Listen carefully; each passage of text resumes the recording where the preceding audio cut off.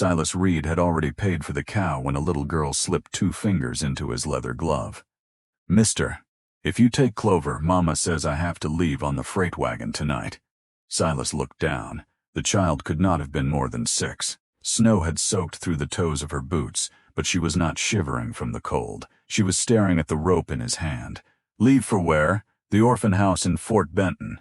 Her voice dropped even lower. "Mama says she won't be alive when I come back." Silas had ridden 18 miles to buy a milk cow.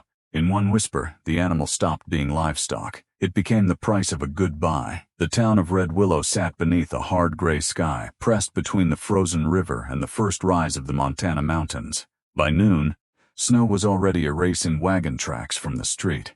Every rancher in the valley knew what that meant. Buy what you needed now, or wait until spring. Silas had come because his oldest milk cow had gone dry, and 2 newborn calves would not survive the winter on hope alone. He had brought $22, a coil of rope, and no intention of staying longer than an hour. That was how he lived. Quick business, few words. No reasons to remain. 9 years earlier, a fever had taken his wife and the baby girl she had carried. After the funeral, Silas stopped using half the rooms in his house. He nailed the nursery door shut, moved his chair closer to the stove, and taught himself not to listen for sounds that would never come. Loneliness did not arrive all at once. It settled like dust. By the time he noticed it, it covered everything.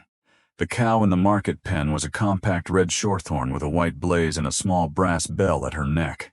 She was thin from poor feed, but her eyes were clear, her udder healthy, and her feet sound. She was worth at least $20. The auction clerk asked $11. Silas should have known a price that low always belonged to somebody's trouble. He paid, took the rope, and had nearly reached his horse when the little girl stopped him. Now he followed her gaze across the street. A young woman sat beneath the blacksmith's awning with her back against the wall. A faded blue shawl covered her shoulders. One hand gripped a folded stage ticket. The other held a handkerchief she kept trying to hide, even from 20 paces away. Silas could see the dark stain on it. The woman was not waiting to travel. She was waiting to disappear. Silas crossed the street with the girl beside him and the cow following behind. The woman looked up sharply. "Annie, I told you to stay near me." "She did," Silas said.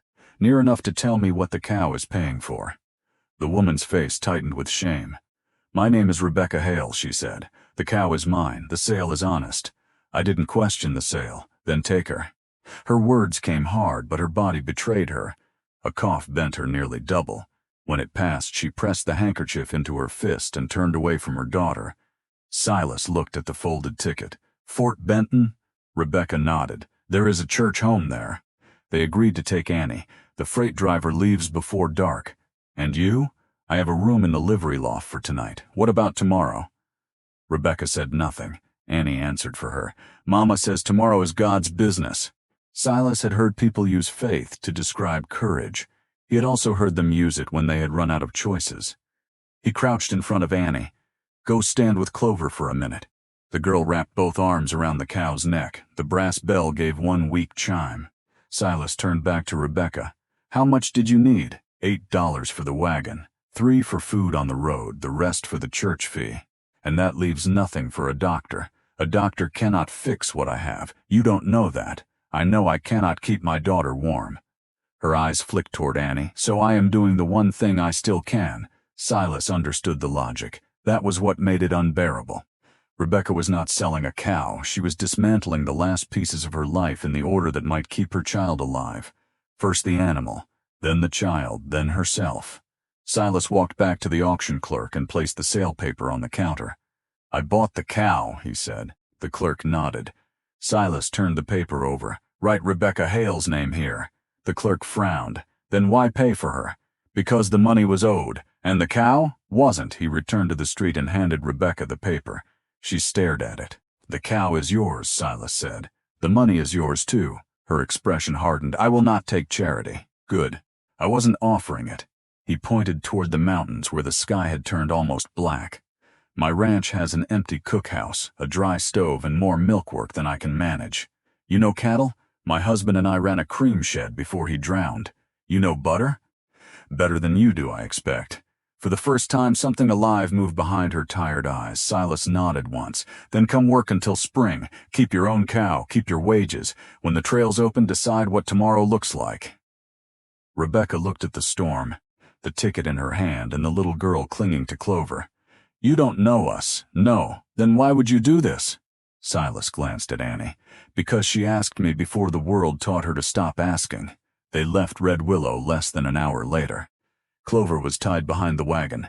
Annie sat under 2 wool blankets with her mother's head in her lap. Silas drove while the first wall of snow came down from the mountains. The road vanished by the 3rd mile. By the 5th, ice crusted the horse's mane. At the narrow crossing over Birch Creek, one wheel slid toward the ditch. Silas jumped down, braced his shoulder against the wagon, and pushed until his boots filled with freezing water. Behind him, Rebecca began coughing again. This time she did not stop. Silas climbed back into the wagon. Her eyes had rolled half-closed. Her breathing came in short, broken pulls. Annie held her face between 2 small hands. Mama? Mama? Look at me! Rebecca did not answer. The ranch was still 7 miles away. The town was 5 miles behind them, and the storm had swallowed both roads. Silas turned the team toward an old line cabin he remembered near the creek. The roof sagged, the door hung crooked, and snow had blown through the chimney. But it had 4 walls. That night he burned every scrap of dry wood he could find. Then he broke a chair, then the storage shelf. When the fire began to fail again, he cut the leather lining from his wagon seat and fed that to the flames too. Rebecca lay on the floor beneath Silas's coat, shaking with fever. Annie sat beside her, silent. Near midnight the girl looked up. You don't have to say she'll be all right. Silas froze. Why not? Because grown-ups say that when they're scared. Silas lowered himself beside her. I am scared. Annie nodded as if honesty was the only thing she had wanted. Then she leaned against him. For hours, Silas listened to Rebecca fight for every breath, and for the first time in 9 years he begged God not to take someone from his house before she had even reached it. Morning came pale and still. The storm had passed. Rebecca was alive, barely. Silas drove the remaining miles to the ranch and carried her through the door of the room he had kept closed since his wife died. He tore the nails from the nursery door with the back of an axe. Dust lifted in the sunlight. A small wooden cradle still stood against the wall. Silas looked at it once, then turned it face down and carried in the bed from his own room. By afternoon, a neighbor had brought Dr. Ames from town. The doctor listened to Rebecca's lungs, checked her fever, and said the cold had nearly finished what hunger and illness had begun. She needs weeks, he warned. Warmth, food, rest. No hard labor. Silas paid him from the money he had saved for winter tools. Rebecca slept for 2 days. On the 3rd morning, Annie woke to the smell of oatmeal and found Silas trying to braid her hair with a piece of baling twine. She stared at him. That is not how Mama does it. I had reached the same conclusion. Annie laughed. It was a small sound, but it traveled through the house like a match touching dry kindling. Rebecca recovered slowly. At first, she could only sit near the stove and direct Silas from a chair. Not that bucket, the clean one. Warm the cream before you churn it. You are working the butter too long. Silas obeyed badly, then less badly. By the end of the 2nd week, she could stand for 10 minutes. By the 4th, she walked to the barn. Clover saw her and pulled so hard against the rail that the brass bell rang across the yard. Rebecca pressed her forehead to the cow's face and cried where Annie could not see. Silas saw. He said nothing. When Rebecca was strong enough to work, she tried to leave. I owe you for the doctor, the food, the room, all of it. You owe me 1 broken chair and half a wagon seat. I am serious. So am I. Silas placed a ledger on the kitchen table. He had spent the previous night counting milk, feed, jars, and town prices. The mining camp at Pine Ridge pays twice what Red Willow pays for butter. They have 80 men and 1 cook who cannot keep milk sweet for more than a day. Rebecca studied the numbers. You want to sell there? She looked up. As an employee? As a partner? Silas tapped the page. Your cow, your methods, my land and wagon. We split what remains after feed. Rebecca read every line twice. Then she corrected 3 of his figures.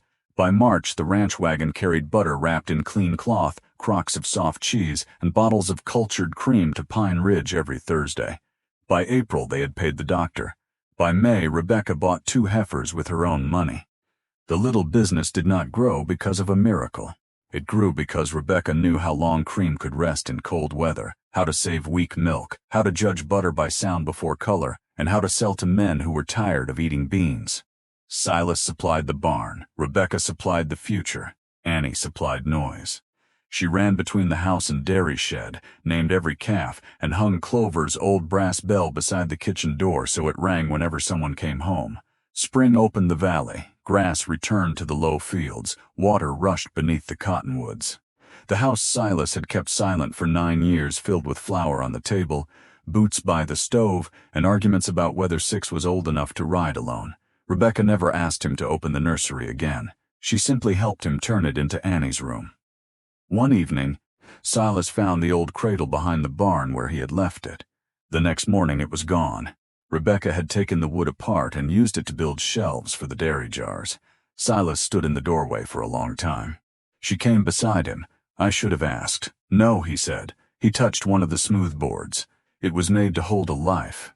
That is what it is doing." A year after the storm, Silas and Rebecca married beneath the cottonwood near Birch Creek. There were no flowers from town. Annie gathered sagebrush, white clover, and the first yellow prairie blooms she could find. Clover stood at the edge of the field with her brass bell missing. Annie had tied it above the ranch house door. When Silas carried Rebecca across the threshold, the bell rang once in the spring wind. Years later, travelers knew the Reed Hale Dairy for its butter and cheese. They saw a prosperous ranch, a busy kitchen, and a girl who rode the valley as if she had never been afraid of tomorrow. Most never learned how it began. They did not know Silas had come to Red Willow with $22 and an empty wagon. They did not know a dying mother had tried to sell the last thing she owned so her daughter could be sent away safely. They did not know the rancher paid for the cow, returned the rope, and brought all 3 of them home. Silas thought he had ridden to town for milk. He came home with the tomorrow,